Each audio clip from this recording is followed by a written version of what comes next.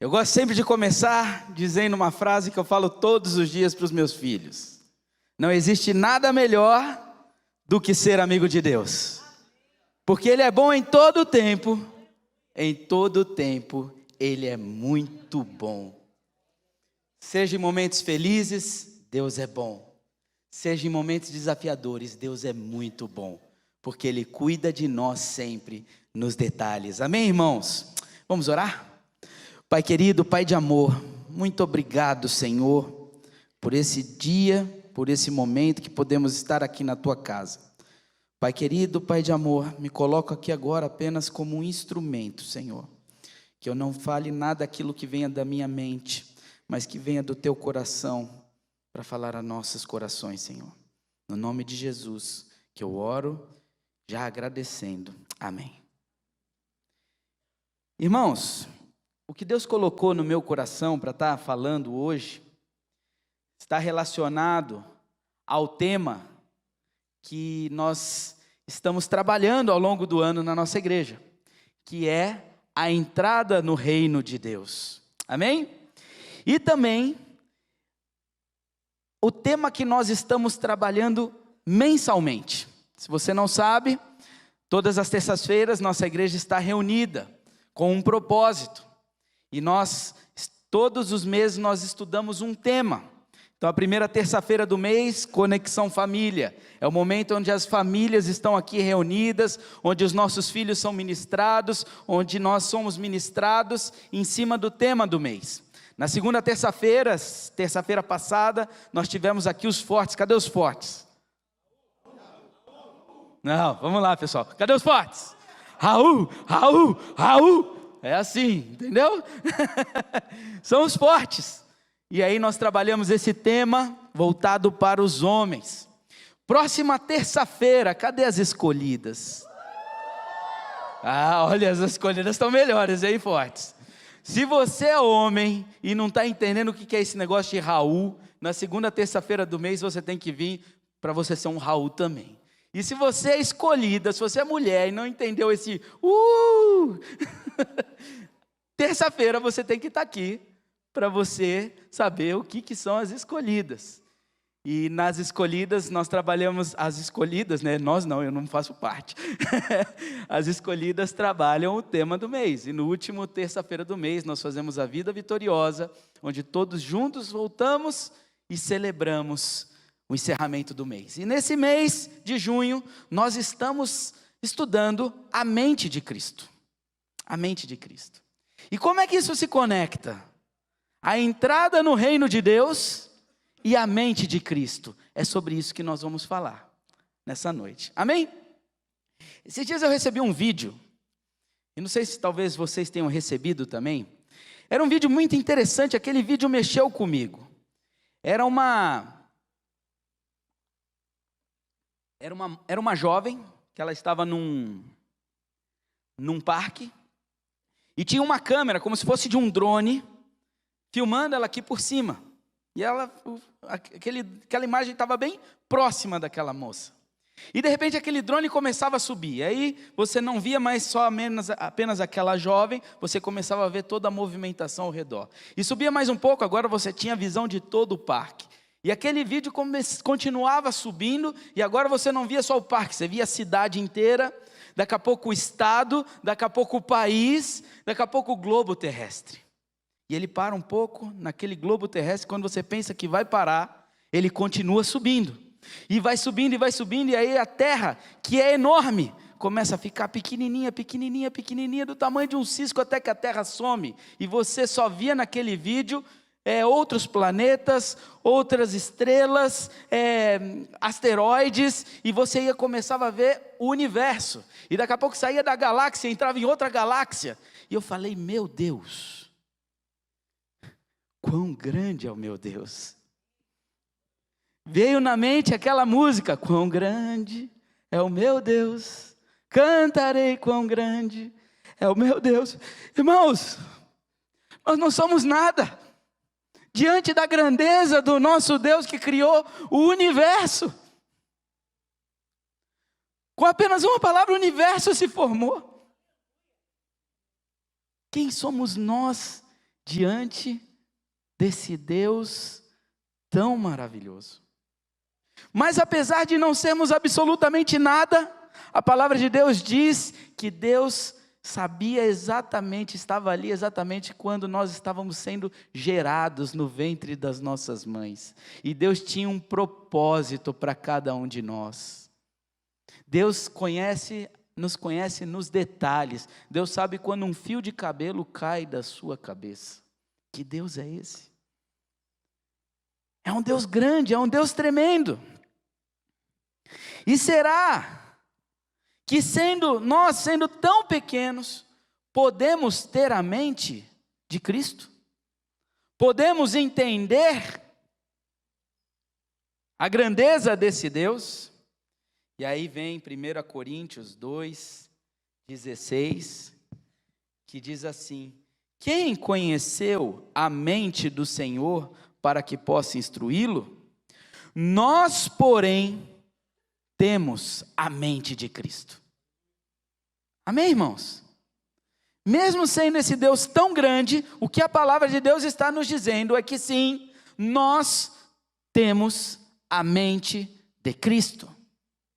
E por isso nós começamos a entender muitas coisas. Primeira coisa que eu gostaria de trazer aqui é visão de dois reinos. Nós estamos estudando, trabalhando a entrada no reino de Deus. Então nós precisamos entender que existem dois reinos. É interessante quando você conhece alguém que é de uma cultura diferente. Há um tempo atrás eu tive um diretor, eu trabalhava numa empresa e eu tinha um diretor que ele era argentino. E ele morava na Argentina. E ele veio para o Brasil, e para ter logo que ele assumiu a área, ele veio para o Brasil para ter uma reunião com a gente. E quando ele chegou, ele estava na sala já, eu entrei na sala junto com outros gerentes que estavam ali. Nós entramos, nós tivemos a reunião, e durante a sala tinha um amigo meu muito engraçado, e ele virou assim, mandou uma mensagem pelo computador: cuidado, o homem beija no final. Eu olhei para ele assim, eu fiz: o quê? Ele... E aí, terminou a reunião, fui lá me despedir daquele diretor, já era um homem de aproximadamente uns 62 anos de idade, calvo, barba branca, e quando eu fui lá me despedir, gastar o espanhol, né? Adiós, amigo, muitas gracias.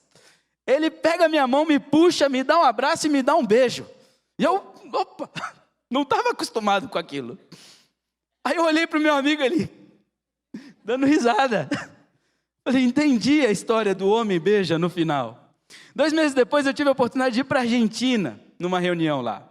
E quando eu cheguei no prédio, eu não conhecia a Argentina, foi a primeira vez, eu cheguei no prédio, estava ali na recepção, e quando eu estava na recepção, eu comecei a ver que os homens chegavam lá e eles se beijavam, para se cumprimentar, faz parte da cultura, é a cultura deles. Aí daqui a pouco vem 3 rapazes, para me recepcionar, e eu falei, agora eu beijo ou não beijo? Antes de eu pensar, eles já me abraçaram e me beijaram. Tudo bem, cheguei na sala, tinham 20 homens, eu falei, meu Deus, vou ter que beijar todo mundo aqui hoje. Mas o que acontece, irmãos? Beijei todos os homens. Por quê? Nós temos uma cultura diferente, uma forma diferente.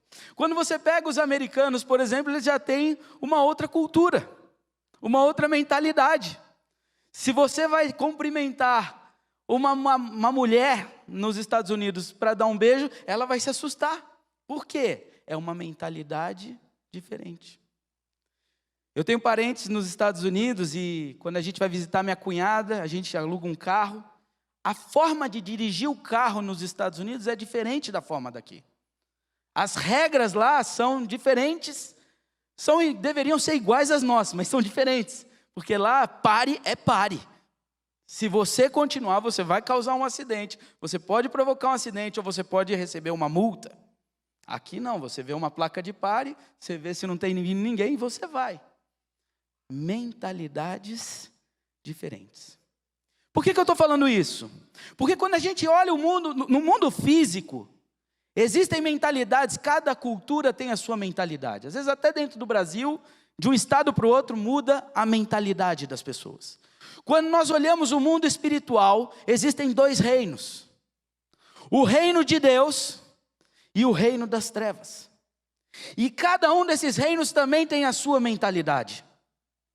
A mentalidade do reino de Deus e a mentalidade do reino das trevas. Quando você fala da mentalidade do reino de Deus, você está falando de uma mentalidade de amor, de uma mentalidade de compaixão, de uma mentalidade de perdão, de uma mentalidade de domínio próprio. Mas quando você fala do reino das trevas, você está falando de uma mentalidade de ódio, de inveja, de raiva, do pecado, da prostituição. Mentalidades diferentes, reinos diferentes. Então, a primeira coisa que nós precisamos entender é que se nós estamos trabalhando, se nós estamos numa jornada para entrar no reino de Deus, eu preciso ter a mente de Cristo. Eu preciso ter uma mentalidade diferente do que o mundo está pregando. Uma mentalidade diferente dessa terra. Eu preciso começar a olhar para as coisas, para as circunstâncias, para os desafios do dia a dia, sobre uma nova perspectiva. Se eu quero entrar no reino de Deus, eu preciso ter a mentalidade de Cristo, porque só há um caminho para entrar no reino de Deus. João 14,6 diz, Jesus disse, eu sou o caminho, a verdade e a vida, ninguém vem ao Pai a não ser por mim. Então, se eu quero entrar no reino de Deus, não adianta boas obras, irmãos. Não adianta. Você pode ser bonzinho, você pode fazer boas obras, você pode não fazer o mal para os outros, mas se você quer entrar no reino de Deus, o único caminho é Jesus Cristo. Porque se fosse boas obras, aquele ladrão que foi crucificado com Jesus não teria entrado. Jesus deu o maior exemplo ali, a maior lição de que não são boas obras que fazem você entrar no reino de Deus, mas é um coração arrependido e voltado para o Senhor. Porque Jesus, quando foi crucificado, ao lado dele tinham 2 bandidos. Jesus não era para estar ali. Jesus não tinha culpa para estar ali, mas aqueles 2 bandidos tinham. E se eles estavam ali, meus irmãos, bom elemento, eles não eram. Porque aquela era a pior sentença que um ser humano poderia receber. Pena de morte e pena de cruz. Era a pena mais cruel. Se eles estavam ali, aqueles bandidos eram os piores da sociedade. Mas quando aquele bandido vira e fala para Deus, Senhor, um não reconheceu, né? Um virou e falou assim, se o Senhor é Deus mesmo, nos tira daqui. Mas o outro vira e fala assim, Senhor, ele não pediu, ele não falou, Senhor, deixa eu entrar no paraíso, não. Ele reconheceu que ele não era merecedor daquilo. E ele virou, Senhor, lembra-te de mim quando entrares no teu reino. E Jesus vira para ele e fala assim, meu filho, hoje mesmo você estará comigo. Sabe o que isso significa, meus irmãos? Eu e você somos imperfeitos. Mas há salvação para mim e para você. Se nós tivermos a mente de Cristo, nós vamos entrar no reino de Deus. Mas pastor, o que é ter a mente de Cristo? O que é isso? Como é ter a mente de Cristo? Quando você tem a mente de Cristo, você começa a enxergar a vida de uma forma diferente. Você não começa mais a enxergar a vida com os olhos físicos, com os olhos materiais, humanos. Você começa a enxergar coisas que antes você não enxergava. O primeiro passo para você ter a mente de Cristo, e é isso que nós vamos trabalhar, como ter a mente de Cristo. O primeiro passo para você ter a mente de Cristo é aceitar a Jesus Cristo como seu Salvador. Porque quando nós aceitamos a Jesus, nós abrimos a nossa vida, nós abrimos a nossa mente, nós abrimos tudo o que somos para que o Senhor venha habitar em nós, o Espírito Santo de Deus entra na nossa vida. E a partir desse momento que o Espírito Santo entra na nossa vida, agora nós recebemos, através do sangue de Jesus, a mente de Cristo. E aquilo que antes nós não enxergávamos mais, agora nós passamos a enxergar. Como assim, pastor? Vamos para a prática?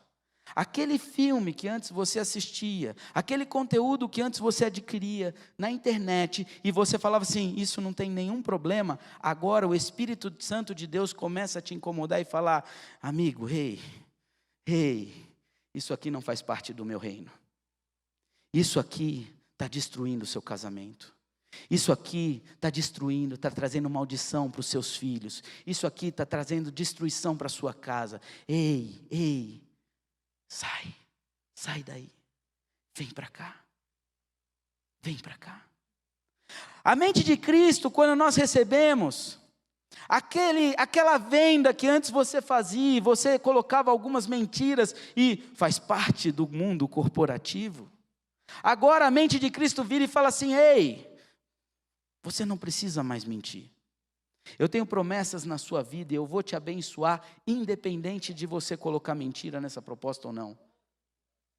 Você pode falar a verdade, eu vou abrir as portas, eu vou mandar os clientes, eu vou fazer prosperar a sua empresa. Você não precisa mais mentir.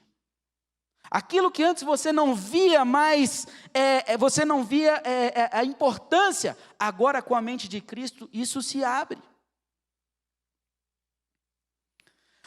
A mente de Cristo, quando você olha para aquela pessoa que te fez mal, que te maltratou, que pisou em você, e você olha para aquela pessoa com amargura, com raiva, com ódio, quando você tem a mente de Cristo, agora você olha sobre a perspectiva do olhar de Cristo, e você olha para aquela pessoa e você não tem mais o sentimento de raiva, mas você começa a ter o sentimento de piedade. Senhor, me ajuda a perdoar esse irmão. E o Espírito Santo começa a falar, ei, para de odiar essa pessoa, para de carregar esse sentimento, isso está trazendo doença para você, perdoa. Senhor, não consigo, eu te ajudo a perdoar. Isso é a mente de Cristo. Quando nós começamos a ter a mente de Cristo, nós começamos a olhar para o mundo de uma forma diferente. O Espírito Santo de Deus começa a nos incomodar e falar, ei, isso não faz parte do meu reino, isso está fazendo parte, isso é características, condições, mentalidade de cidadão do reino das trevas. Isso é ter a mente de Cristo. Então o primeiro passo, se eu e você queremos ter a mente de Cristo, é aceitar Jesus Cristo como nosso único Salvador. Porque nesse momento, nós estamos abrindo as nossas vidas para que o Espírito Santo de Deus entre e inunde a nossa vida. Mas não termina por aí. Isso é uma ação. Isso é o primeiro passo. Mas você tem uma jornada em que você precisa começar a trabalhar essa questão da mente de Cristo. Então o segundo passo é conhecer a Deus na sua essência. Sabe, irmãos, nosso Deus não é um Deus que está lá no universo, olhando as galáxias, preocupado com as galáxias e distante de nós. Não. O nosso Deus é um Deus de relacionamento. O nosso Deus é um Deus que quer intimidade conosco. O nosso Deus é um Deus que quer que os seus filhos estejam perto, não longe, não distante. Por isso, o segundo passo para ter uma mente de Cristo é ter um relacionamento com Deus. E relacionamento, a gente só conhece uma pessoa quando a gente se aprofunda nesse relacionamento. Eu lembro quando eu casei com a minha esposa. Acho que eu já contei esse caso aqui. Casei com a minha esposa, irmãos. Namoramos 3 anos e 10 meses. Aparentemente eu falei, sei tudo o que ela gosta. Sei tudo, conheço a minha esposa. Sei o que ela gosta, sei o que ela não gosta. E fomos casar. Fomos para a lua de mel. Aquele tempo maravilhoso. Tudo lindo, bonito. Voltamos para casa, começamos a organizar nosso apartamento. E aí veio o primeiro dia juntos. Primeiro dia de rotina. Irmãos, eu sou do tipo que toca o despertador, eu levanto feliz da vida. Misericórdia, mano. Você é do time da minha esposa. Eu levanto feliz. É o meu jeito. E eu dei um pulo, abri a janela do quarto. Ai.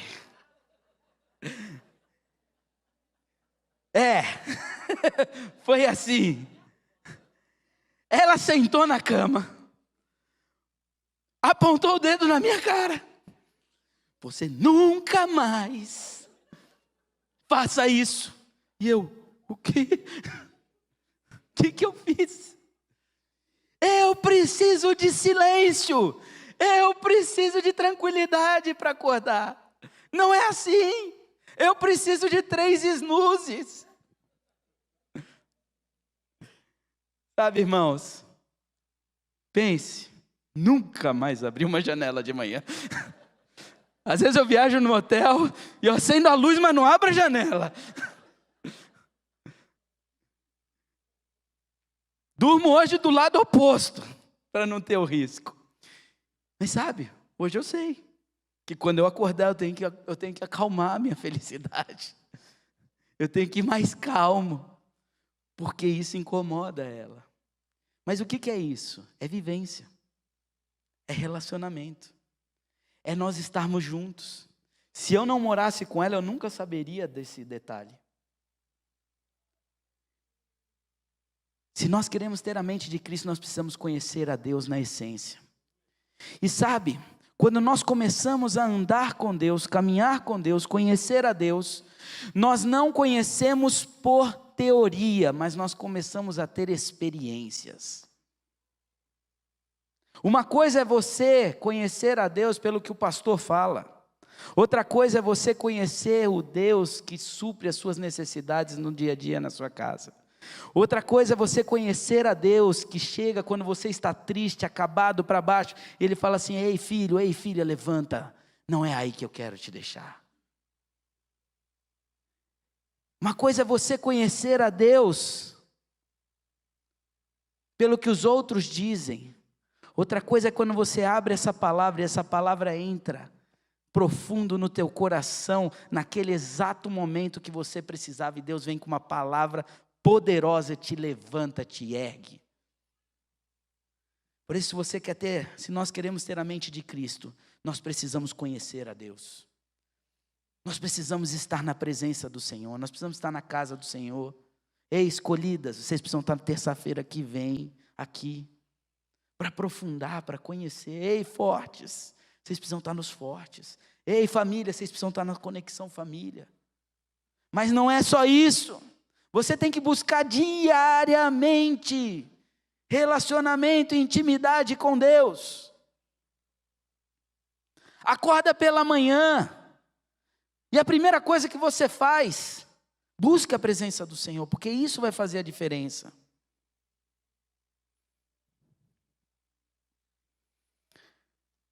Terceiro passo. Primeiro passo, qual era o primeiro passo, irmãos? Receber Jesus, amém? Receber Jesus como o único suficiente Salvador, que o Espírito Santo entra na nossa vida, na nossa mente, e coloca uma mente em Cristo. Segundo passo, qual que é, irmãos? Qual que é? Andar com Deus, se relacionar com Deus, caminhar com Deus. Terceiro passo, novas decisões. Romanos 6, de 1 a 2. Romanos 6, de 1 a 2, diz o seguinte: que diremos então? Continuaremos pecando para que a graça aumente? De maneira nenhuma. Nós, os que morremos para o pecado, como podemos continuar vivendo nele? Ou seja, a partir do momento que eu recebo a Jesus, que eu começo a andar com Jesus, eu tenho a graça de Deus na minha vida e o passaporte para a entrada no reino de Deus. Mas isso não significa que eu vou continuar tendo os mesmos comportamentos, tendo as mesmas atitudes, porque agora a mente de Cristo está em mim e agora eu tenho que tomar decisões diferentes. Porque aquele filme, aquele conteúdo que antes não me incomodava, agora o Espírito Santo de Deus começa a falar no meu ouvido e eu tenho que tomar uma decisão. Qual a decisão que eu tomo? Porque quando eu olho para aquela pessoa que me feriu, que me machucou, e aí o Espírito Santo de Deus começa a falar e fala assim: ei, você precisa perdoar. Por mais dolorido que seja, você precisa perdoar. Eu preciso tomar uma decisão. Ou eu decido continuar com aquele sentimento, consumindo o meu ser, me adoecendo, me machucando, me travando, ou eu tomo a decisão de ouvir a voz do Espírito Santo de Deus e eu vou perdoar essa pessoa, porque Deus está mandando eu perdoar. Senhor, não estou conseguindo, me dá forças, mas eu quero perdoar essa pessoa. Aquela mentirinha que você vai colocar na proposta, quando o Espírito Santo de Deus começar a falar no seu ouvido, você vai ter que tomar uma decisão de continuar fazendo aquilo ou fazer aquilo que é correto, aquilo que o Espírito Santo de Deus manda. E aí, irmãos, aqui vem o grande desafio. Falar é fácil, mas aqui nós começamos a ter que tomar a decisão. E a nossa decisão vai caracterizar a que reino você está dando mais força. A que reino você está dando mais credibilidade.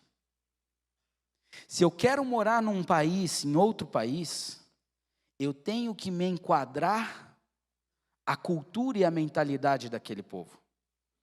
Se um dia eu for morar na Argentina, eu vou ter que começar a beijar os homens, porque faz parte de lá. Se um dia eu for morar nos Estados Unidos, eu não vou poder sair cumprimentando todo mundo, beijando todo mundo, porque faz parte de lá.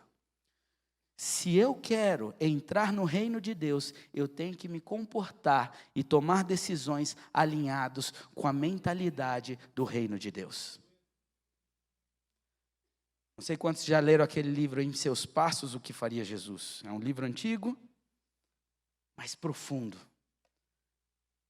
E a pergunta que eu faço: que reino você tem servido nos dias de hoje? A que reino você tem servido nos dias de hoje? Todos os dias, existe um estudo que foi feito numa universidade, que por dia, nós tomamos cerca de 35 mil decisões por dia, das pequenas até as mais altas. Vou acordar, tocou o despertador, levanto ou não levanto? Põe o snooze ou não põe o snooze? Saio com o pé esquerdo ou saio com o pé direito?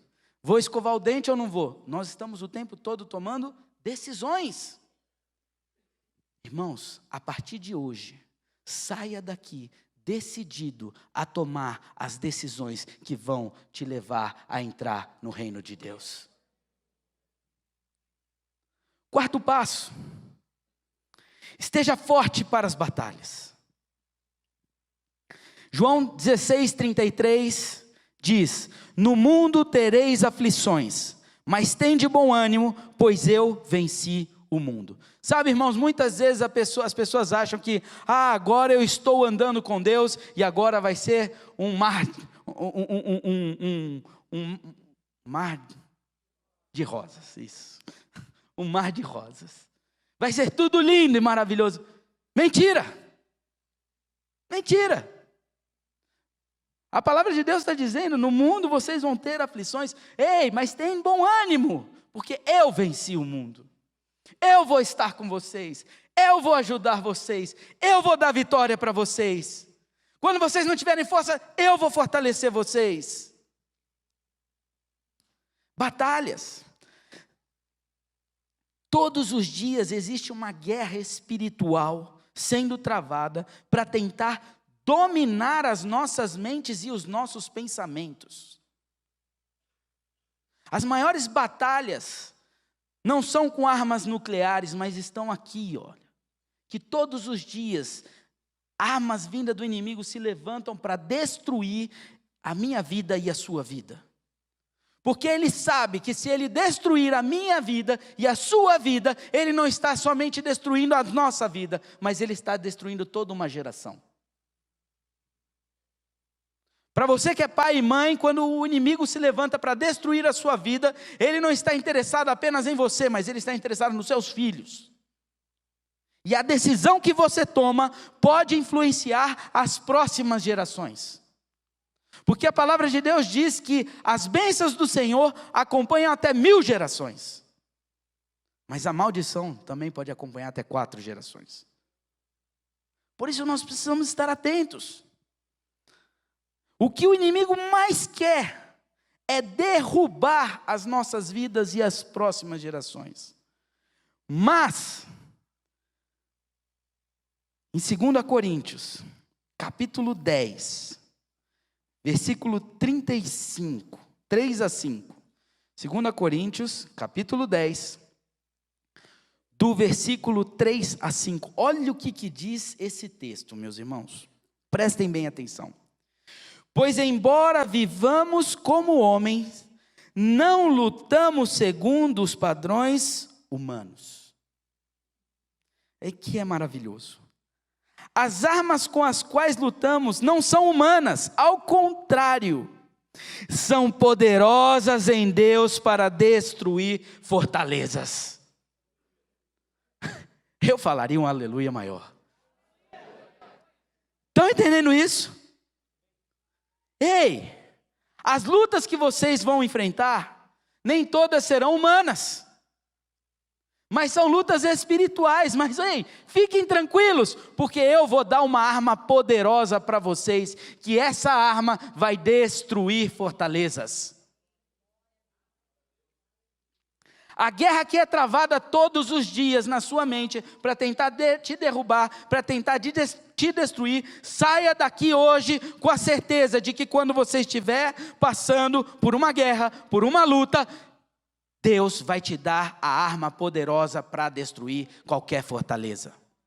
Porque quando nós temos a mente de Cristo, meus irmãos, todos que tiveram a mentalidade de reino foram mais do que vitoriosos. José tinha tudo para ser um esquecido, uma fratura emocional enorme, um marginal, um bandido, tinha tudo. Traído, mal amado, rejeitado, tudo. Mas quando nós olhamos a história de José, você vai ver um homem que está sempre procurando fazer aquilo que agradava ao coração de Deus. Em todos os momentos, você vai ver um jovem com a mentalidade de reino, com a mentalidade de eu não vou fazer isso porque isso desagradaria o meu Senhor. Quem foi José? O segundo homem mais importante do Egito, numa época que o Egito era potência. Era a nação mais potente do mundo. José era o homem mais importante. E quando ele teve a oportunidade de se vingar dos seus irmãos, o que ele fez? Perdoou. Agiu com a mentalidade de reino. Caleb,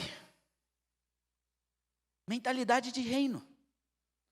Quando o povo estava no deserto, e Deus chega e fala assim, ali está a terra prometida, vai, marchem, eu vou dar a vitória. Ali Deus deu uma orientação, vai, vocês vão conquistar, agora é a hora, vocês vão para lá e vocês vão conquistar essa terra. O que os homens fizeram? Foram? Não, ficaram com medo. Mentalidade do mundo. Ficaram com medo. Não estavam olhando para aquilo que Deus tinha, mas eles estavam olhando para aquilo que eles enxergavam com os olhos humanos. Então eles separam 12 homens, um representando cada tribo, e mandam lá para espiar a terra. Aqueles homens voltam com o seguinte relatório: a terra era maravilhosa, a terra é muito boa, mas eles são fortes, os muros são fortes, lá é fortaleza. Mas Caleb volta e fala o quê? Ei, aquela terra é maravilhosa, é a terra que o Senhor nos deu, e Deus vai nos dar aquela terra, mas ninguém quis ouvi-lo. O que aconteceu? Somente Caleb e Josué e aquelas crianças que não tinham idade da maturidade foram entrar na terra prometida. Aquele povo poderia ter conquistado a terra muito antes, mas porque eles estavam com uma mentalidade do mundo, eles não entraram na terra prometida. Ficaram 38 anos lá, rodando no deserto, até esperar chegar o tempo certo. Quando nós olhamos com a mentalidade do mundo, Deus não pode derramar as promessas que Ele tem para as nossas vidas, meus irmãos. Davi, todo um exército abalado, todo um exército amedrontado, homens fortes, valentes, acostumados a guerrear, agora amedrontados diante de um gigante.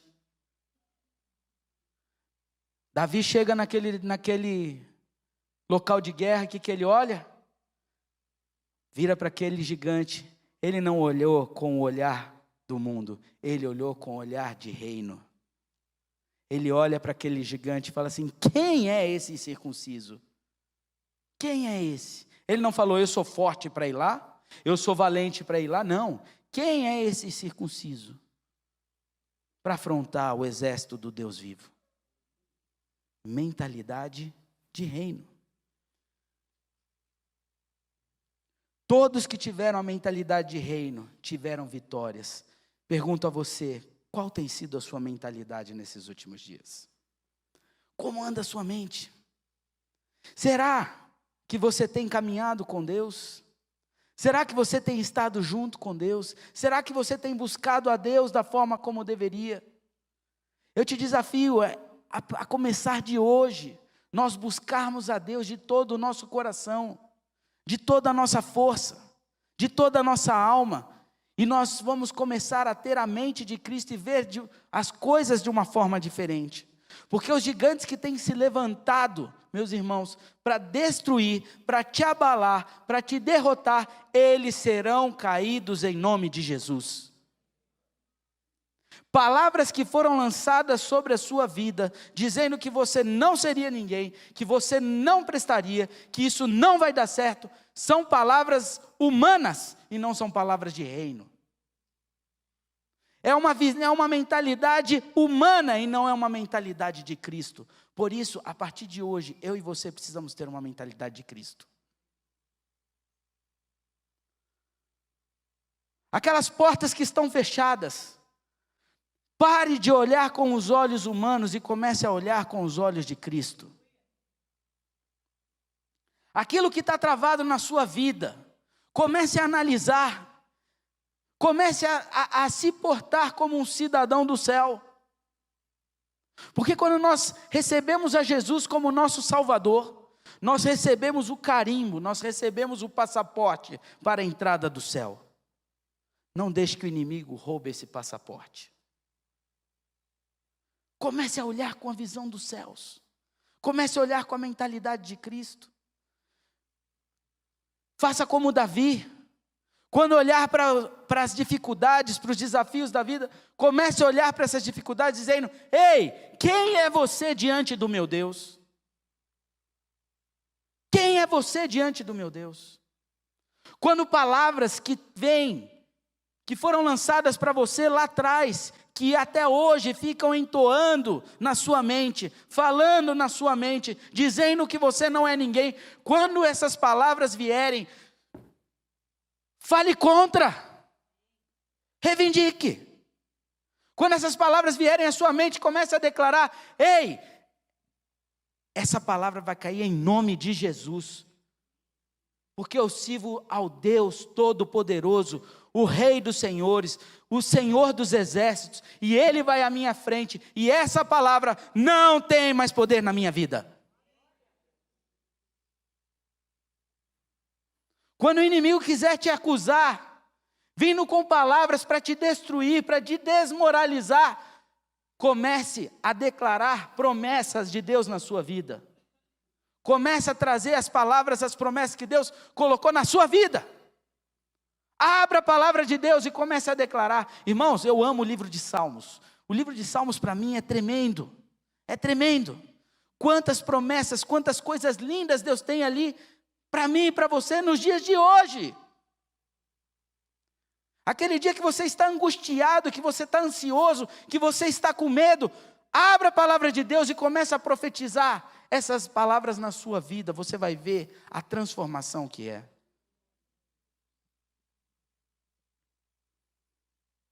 Esses dias eu estava em casa e começou uma palavra, sabe? Quando parece que a coisa está travada, parece que aquele... Não sei explicar, você não consegue explicar um sentimento ruim.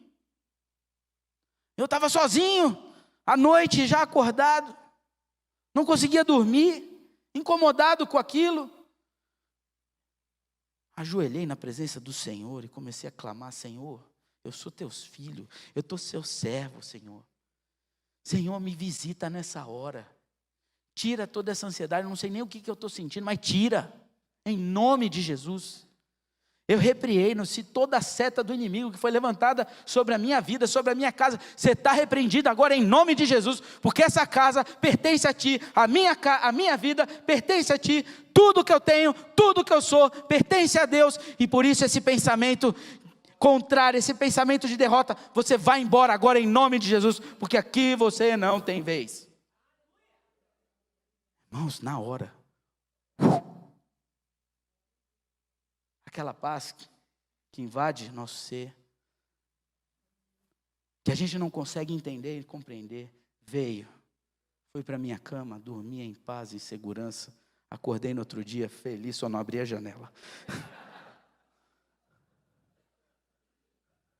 Esse é o nosso Deus, irmãos. Essa é aquela arma que nós lemos lá em 2 Coríntios, que Deus dá armas poderosas. Talvez aqui tenha pessoas que ouvem vozes dizendo: ei, sua vida não tem mais esperança, tira a sua vida. Quantas pessoas têm tirado a sua vida? Jovens, adolescentes, crianças. Talvez você esteja aqui e essa semana você ouviu muitas vezes: ei, tira a sua vida. Deixa eu te falar, meu irmão, se você está ouvindo aí na internet, você está com essa voz também, eu quero te dizer, essa voz vem do reino das trevas, mas nós vamos para o reino de Deus. Por isso o que Deus tem para falar é que Ele tem vida para você, Ele tem vida e vida em abundância.